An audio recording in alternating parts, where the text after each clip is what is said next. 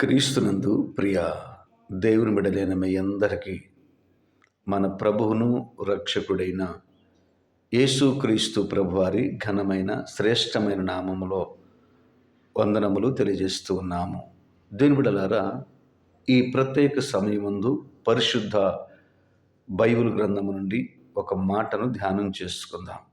చదవండి దేవుని బిడ్డలారా. యెషయా గ్రంథము 41వ అధ్యాయము 9-10 వచనాలు కలిపి ఉన్నాయి.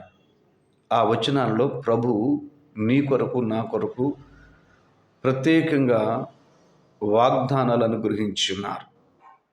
నా కుమారుడా, నా కుమార్తె, నిన్ను నేను ఏర్పరచుకొని ఉన్నాను. నీవు నా బిడ్డవు.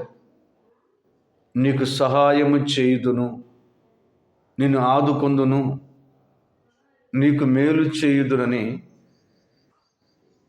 ప్రభువారు వాగ్దానం చేస్తున్నారు. దేవుడలారా, మనము దేవుని చేత ఎన్నిక చేయబడిన ప్రజలం, దేవుని చేత ఎన్నుకొనబడిన ప్రజలం.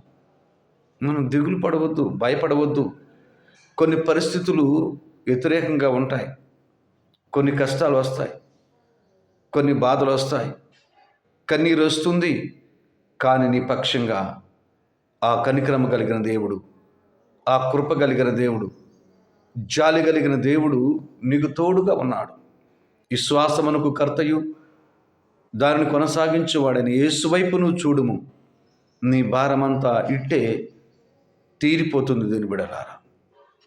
ఎందుకంటే ప్రభువారు నీ పక్షంగా, నీ పట్ల ఒక ప్రత్యేకమైన ప్రణాళిక కలిగి ఉన్నారు. నేను నిన్ను ఆదుకొందును అన్నారు. ఆయన ఆదుకునే దేవుడు. ఎట్టి స్థితిలో నీవున్నను, ఎట్టి పరిస్థితుల్లో నీవున్నను, నీకు సహాయం చేసే దేవుడవు. ఆయన నీకు మేలు చేసే దేవుడు, నీకు ఉపకారం చేసే దేవుడు. నిన్ను మర్చిపోడు. ఆయన తన అరిచేతుల్లో నేను చెక్కుకొని ఉన్నాడు ఆ ప్రభు. ఈ లోకంలో మానవులందరికంటే, శరీర సంబంధమైన తల్లిదండ్రులందరికంటే కూడా ఎక్కువగా ఆ ప్రభు నిన్ను ప్రేమిస్తున్నారు. అవును, ఎన్నో ఆపదల నుండి నిన్ను తప్పించారు, ఎన్నో అపాయముల నుండి నిన్ను విడిపించారు. నీ పట్ల ఒక మంచి ప్రణాళిక ఉన్నది దీని బిడ్డలారా. కనుక నువ్వు యేసు వైపు చూసి నీవున్న స్థలంలోనే మోకరించి ప్రార్థన చేయము. ఆ ప్రభు నీకు తప్పక సహాయం చేస్తాడు. ఎందుకంటే ఆయన వాగ్దానం ఇచ్చారు. వాగ్దానం ఇచ్చిన దేవుడు ఆ వాగ్దానాన్ని నెరవేర్చుటకు సమర్థుడై ఉన్నాడు. ఈ సమయం అందే ప్రార్థన చేయము. దేవుని ఆశీర్వాదం